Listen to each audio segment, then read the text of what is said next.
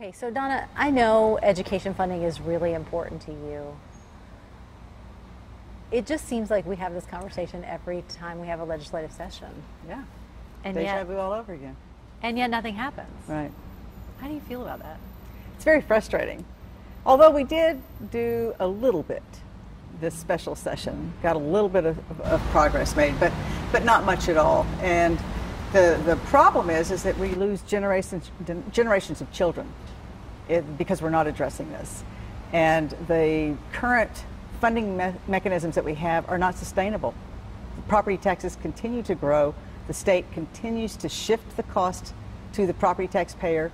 Even with those extra property taxes, though, we're treading water. The schools aren't getting any more money. So what is the answer? You know, I don't think anybody knows what the answer is, but I know we have to get everything out on the table and talk about it. I've asked for, and I think we're going to get, a joint hearing over the interim between School Finance and Appropriations and the Ways and Means Committee, which looks at tax revenue. Right now, there are limited options, really, other than to find new sources of revenue. We do have such things as the gasoline tax. 5 cents already goes to education, but we've never indexed that to inflation. We could look at what some other states have done, where they've actually taxed more on cigarettes and e-cigarettes. We could look at what Colorado's done to use the cannabis industry to help fund education. There are options, but it is going to require more money. You can't keep a pie the same size and just divide the slices up differently and get support. You've got to increase the size of that pie so that all students in the state are going to benefit from whatever changes that we make. Somebody described it to me as 2 buckets. So we have the property tax bucket and we have the state funding bucket. And we keep adding to the property tax bucket, but we keep taking away from the state funding bucket. That's pretty much it. The state budget actually has property value increases baked into it. We are assuming in the budget that we just passed, our 2-year budget, we're assuming about 7% each year of this next biennium. Your property taxes will increase that amount. And we're counting on that. And we're counting on that bringing in an additional $7 billion to fund our schools. At the same time, the state is going to decrease its share by $3 billion. So we, at one time, maybe a decade ago or so, had almost a 50% share between the state and the locals in terms of a partnership of funding public education. This budget, if we're just looking at traditional public schools, which educate about 95% of public ed students, that share will go down to about 32% from the state. So the state's share continues to decrease as property values increase. So who's to blame? You know, we have a system where we're counting on property taxes to be a substantial part of funding our schools. And I think that's a good system. The problem is that we have very wealthy districts and we have very poor districts in terms of what they could raise per penny of property tax. You've got to find a way to make it more equitable, because we're talking public education. We want all children in this state to have access to quality public education. That's where the state comes in, and the state hopefully could make up more of that share, decreasing the burden on the property taxpayers. But that means the state has to be willing to look at new sources of revenue, and we have a very conservative legislature that, at least to this point in time, has not been willing to take that step, though I think there's pretty much common agreement that something has to be done. People call the system that we have in place Robin Hood. I've heard some people describe it as robbing my neighborhood. Right. Feels that way in Austin, especially because Austin is the biggest source of recapture dollars in the state. At the same time, we have school population in AISD, 60% considered low income. One of the fastest growing cohorts are our limited English speaking students who need more resources. So it really is frustrating when you are seeing your local property tax bill go up and you know your schools need more resources, and yet you're sending a huge portion of that back to the state to help other schools. I think most people recognize that we want to be able to help those who have less. I don't think that's the issue. The issue is that we've become so dependent on that part of the formula that it has become overly burdensome and very dysfunctional and not what was intended in the first place. It was a very small amount of recapture when this was first put into place. But as property values have gone up, the way the formula was written, this is the outcome. So moving forward, are we going to be back in this same boat in 2 years, or will we actually get something done? I'm hopeful that over this interim, we will be able to find some way to get movement.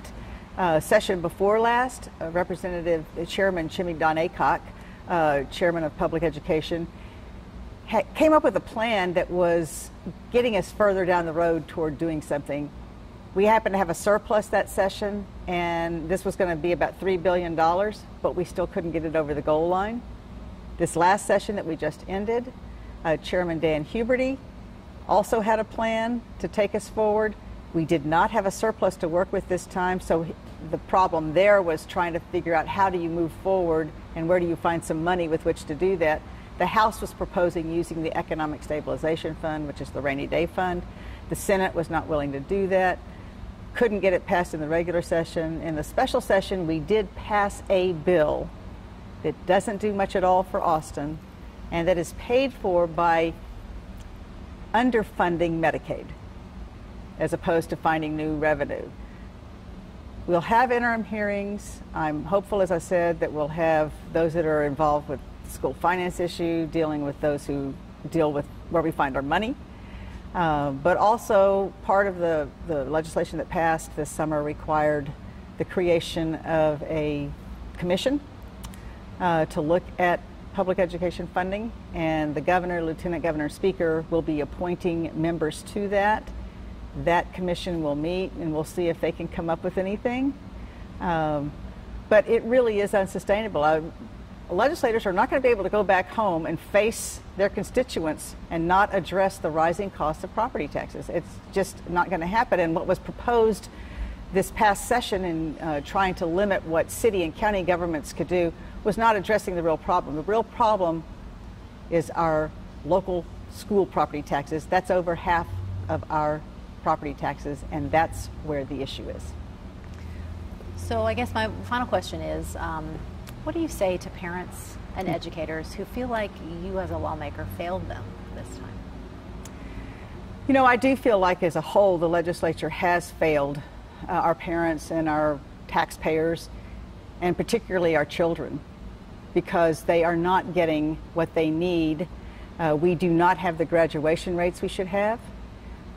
We are not meeting the workforce needs that the business community is telling us that they need. This is going to ultimately impact the economic viability of our state. And the more we wait, the longer we will have to try to make it up, the harder it will be, and the less likely we will have that educated workforce pipeline in place. So I am apologetic on the whole as a legislature for that not happening, for us not dealing with it. But I am committed to continuing to fight for this and bring it up. It's something I know that my Austin constituents are committed to wanting us to work on, and I will be there fighting for it day after day. And then I guess my final question is, as a parent, what should we do to help this effort? Yeah, I think I know parents have so many draws on their time. You know, you've got to deal with work and school and getting kids bathed into bed and homework and everything that goes with being a parent. And so you don't have the time or the luxury of keeping up with everything that goes on with this. But getting as involved as you can, joining organizations that do advocate for public education, making sure that you have some basic understanding of what's going on here, making sure you hold us accountable, make sure we're telling you the truth about the budget and what's really going on here. And then together, let's figure out what the best way is to solve this.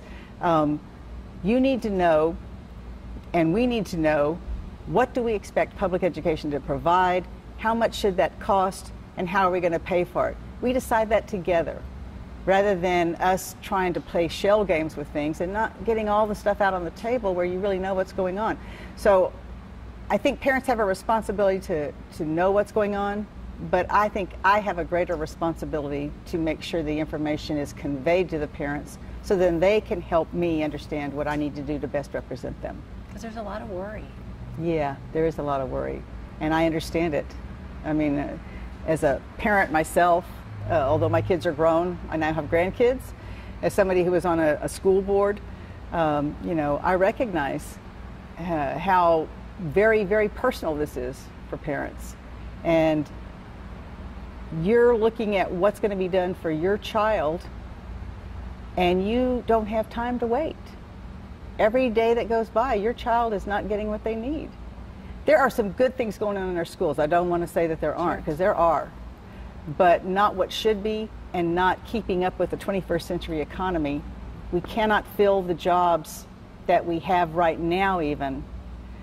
We don't have the kids graduating with the skills that they need. That's only going to be exacerbated if we don't address it.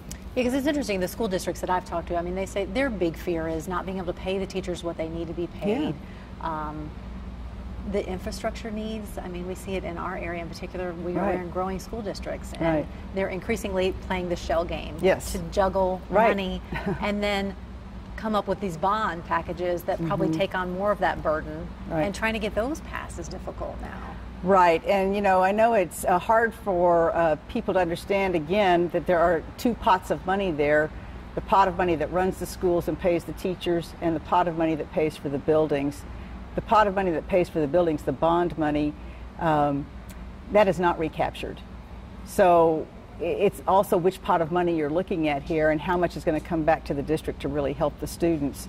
It can be confusing, but I think the school districts are doing a pretty good job of being creative and trying to figure out a way to get the most out of the tax dollars that they are allowed to keep. And, you know, I'm not one that buys into this myth, I think, that schools are not being very efficient, that they're top-heavy, administratively heavy. If you look at the Texas Association of School Business Officials, and they look at statewide at how the schools are financing themselves, about 3% goes to administration. Another couple of percentage points go to actual campus administration. The vast majority goes to instruction.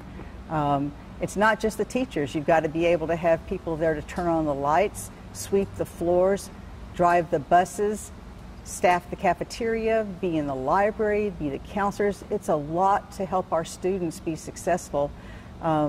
And I think the schools are squeezing every bit they can out of that dollar, but we're not keeping up with what we should be doing in paying the staff who are actually working with our most precious resource, our children.